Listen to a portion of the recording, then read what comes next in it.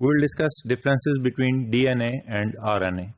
Although sharing many features with DNA, RNA possesses several specific differences. DNA और RNA के बहुत सारे features मिलते जुलते हैं, लेकिन उसके बावजूद बहुत सारे इनके दरमियान डिफरेंसेस भी हैं। हम उनको डिटेल में इस मॉड्यूल में बारी बारी डिस्कस करेंगे कि DNA और RNA में क्या डिफरेंस है। Number one is the size. They are considerably smaller than DNA। RNA जो हैं वो स्मॉलर साइज के हैं। डिफरेंट टाइप्स के RNAs हमने डिस्कस किए थे पिछले मॉड्यूल में, तो उसी के हिसाब से डिफरेंट साइजेज हैं इसके। RNA के, ट्रांसफर RNA का डिफरेंट साइज है, राइबोसोमल RNA का डिफरेंट साइज है, लेकिन DNA का साइज जो है वो बहुत लार्जर है as compare to the RNA।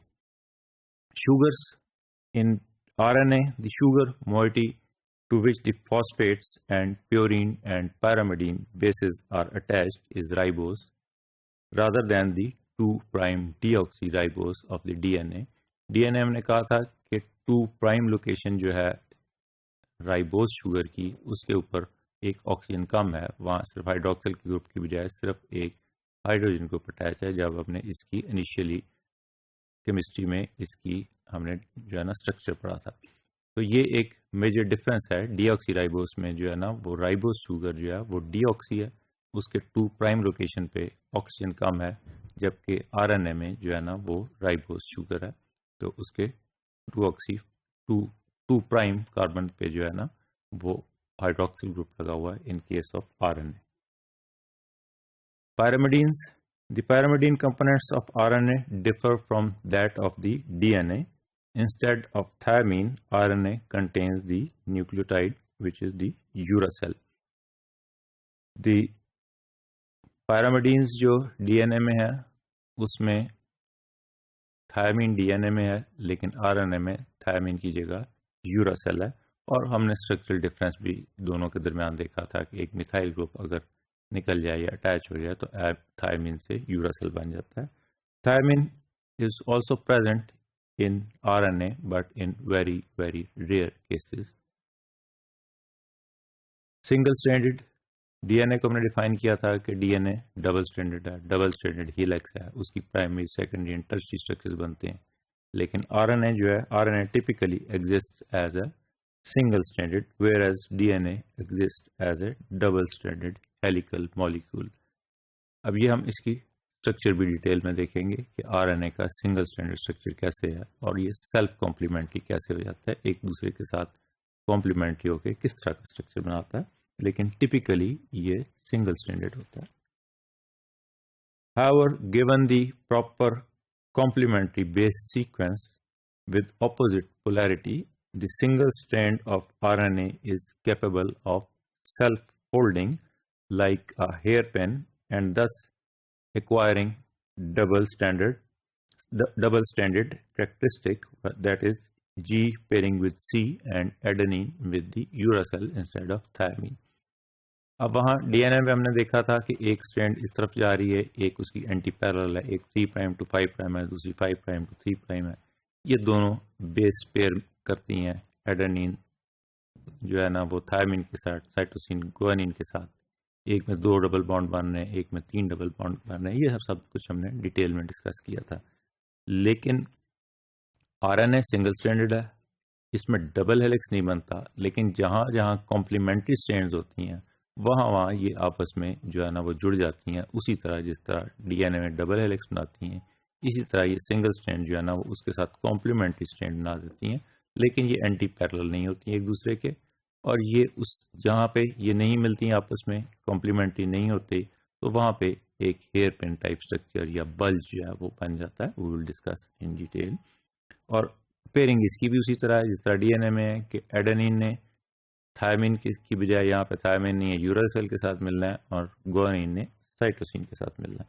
This is the structure of the RNA and we can see here कि ये एक स्ट्रैंड अगर जा रही है, ये दूसरी स्ट्रैंड है, तो हम देख रहे हैं कि ये 5' to 3' ही है, और ये एक ही स्ट्रैंड अल्टीमेटली फोल्ड होती जा रही है, यहाँ से जाके फोल्ड होगी। ये लूप बना ली इसने। जहाँ जहाँ इनके बेस पेयर कॉम्प्लीमेंट्री है, एडेनिन यूरासिल के साथ मिल गई, साइटोसिन गुआनिन के साथ मिल गई, वहाँ कॉम्प्लीमेंट्री बेस पेयरिंग इसके दरमियान बॉन्ड्स बनते जाते हैं। लेकिन जहाँ बेस पेयरिंग नहीं मिल रही वहाँ ये हम देख रहे हैं कि इस तस्वीर में कि ये खाली एरिया रह गया, यहाँ बॉन्डिंग नहीं हुई। जहाँ लार्जर एरिया बच जाता है जिसके दरमियान कॉम्प्लीमेंट्री बेस पेयरिंग नहीं है, तो वहाँ पे इस तरह की लूप्स बन जाती हैं या बल्जेस बन जाती हैं। तो this is the structure of the RNA as compared to the DNA, which is a double helical structure. Chargaff's rule do not apply on the RNA. हमने DNA में पढ़ा था कि जितनी क्वांटिटी एडेनिन की होगी उतनी ही क्वांटिटी में जो है ना वो थायमिन होगा, जितनी क्वांटिटी में साइटोसिन होगी उतनी क्वांटिटी में गुआनिन होगा। देयरफॉर प्योरीन एंड पैरामिडीन्स की क्वांटिटी DNA मॉलिक्यूल में एक जितनी होगी। लेकिन यहाँ पे एक सिंगल स्ट्रैंड है, उसके कुछ कॉम्प्लीमेंट्री एरियाज बन जाते हैं, कुछ अनकॉम्प्लीमेंट्री हैं, कुछ बल्ज हो जाते हैं, कुछ लूप बन जाती है, कोई हेयर पिन बन जाती है। तो इसकी वजह से सिंगल स्ट्रैंड है उसमें कॉम्प्लीमेंट्री जहाँ जहाँ होंगे वहाँ जुड़ेंगे, इसलिए इक्वालिटी जो प्योरीन एंड पैरामिडीन्स की है वो यहाँ पे नहीं होगी इन case of RNA। Since the RNA molecule is a single strand complementary to only one of the two strands of a gene, therefore guanine content is not equal to the cytosine content of the RNA molecule. Similarly, adenine content is not equal to the uracil content in the particular RNA in a particular RNA molecule. जब adenine यूरासेल के equal नहीं है, guanine cytosine के equal नहीं है, क्योंकि ये single जो है ना स्ट्रैंड है जिसने कॉम्प्लीमेंट्री सेल्फ कॉम्प्लीमेंट्री हुई है, जबकि जो है DNA में दो डिफरेंट स्ट्रेन थी जो कॉम्प्लीमेंट्री थी, सारी जुड़ी हुई थी। इसलिए यहाँ पे प्योरीन्स जो है वो इक्वल नहीं होंगे। जो प्योरीन कंटेंट है that is not equal to the pyrimidine content in case of the RNA as compare to the DNA. Hydrolysis.